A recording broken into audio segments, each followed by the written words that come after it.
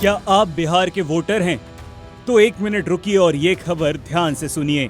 हो सकता है अगली बार जब आप वोट डालने जाएं तो वोटर लिस्ट में आपका नाम हो ही ना। जी हाँ, बिहार में एक ऐसा बवंडर उठा है जिसने लगभग 52 लाख लोगों के मताधिकार पर सवाल खड़ा कर दिया है।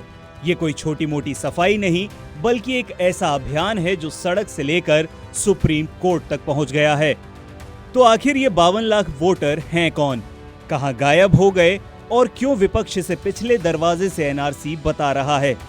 चलिए आज इस पूरे मामले की परत दर परत पड़ताल करते हैं। चौंकाने वाले आंकड़े। सबसे पहले बात करते हैं उन आंकड़ों की जो चुनाव आयोग ने जारी किए हैं। बिहार में चल रहा है एक स्पेशल इंटेंसिव रिवीजन यानी SIR।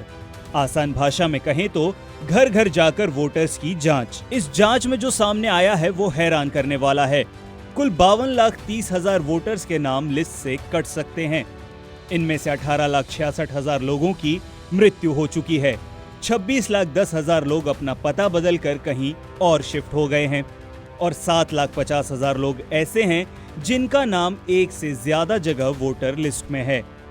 लेकिन कहानी में असली ट्विस्ट अब आता है। इन सबके बीच 21,36,000 वोटर ऐसे हैं जिनका कोई अता पता ही नहीं है। चुनाव आयोग उन्हें तलाश रहा है और राजनीतिक दलों को भी उनकी लिस्ट सौंप दी गई है। विवाद की जड़ SIR और नागरिकता का डर। अब सवाल उठता है कि जो प्रक्रिया सिर्फ वोटर लिस्ट को साफ सुथरा करने के लिए है, उस पर इतना बड़ा राजनीतिक बवाल क्यों? दरअसल विपक्ष का आरोप है कि चुनाव आयोग इस SIR की आड़ में लोगों की नागरिकता की जांच कर रहा है। मामला सुप्रीम कोर्ट तक पहुंचा। याचिकाकर्ताओं ने डर जताया कि इससे लाखों गरीब और दस्तावेजहीन लोग अपने वोट देने के अधिकार से वंचित हो जाएंगे। इस अभियान के तहत लोगों को एक गणना फॉर्म भरना पड़ रहा है और यहीं से सारा विवाद शुरू हुआ है।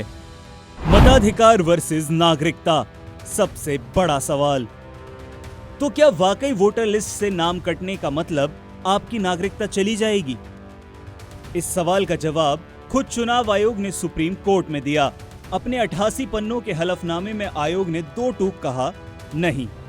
चुनाव आयोग ने साफ किया कि किसी को मतदाता सूची के लिए अयोग्य पाए जाने का मतलब ये बिल्कुल नहीं है कि उसकी नागरिकता खत्म हो जाएगी। वोट देने का अधिकार एक संवैधानिक अधिकार है, मौलिक अधिकार नहीं।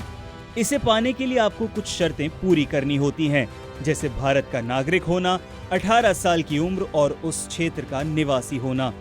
अगर आप ये साबित नहीं कर पाते तो आपका वोट देने का अधिकार प्रभावित हो सकता है, नागरिकता नहीं। आधार कार्ड क्यों नहीं है सबूत? एक और बड़ा सवाल उठा कि जब पहचान के लिए आधार कार्ड, वोटर आईडी और राशन कार्ड सबसे आम दस्तावेज हैं, तो चुनाव आयोग इन्हें नागरिकता के प्रमाण के तौर पर क्यों नहीं मान रहा? आयोग ने कोर्ट में बताया कि आधार एक्ट का सेक्शन 9 खुद कहता है कि आधार कार्ड नागरिकता का प्रमाण नहीं है, ये सिर्फ पहचान का प्रमाण है। कोई भी व्यक्ति जो भारत में रहता है वो आधार बनवा सकता है, चाहे वो नागरिक हो या ना हो। इसीलिए वोटर लिस्ट में नाम जुड़वाने के लिए इसे नागरिकता का निर्णायक सबूत नहीं माना जा सकता। तो अब आगे क्या?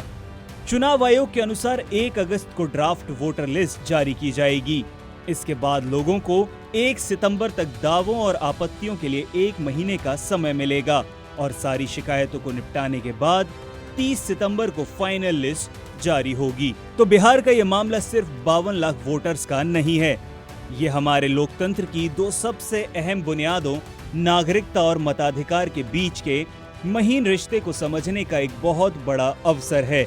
एक तरफ वोटर लिस्ट को शुद्ध और पारदर्शी बनाने की कवायद है, तो दूसरी तरफ लाखों लोगों के मताधिकार से वंचित हो जाने का डर।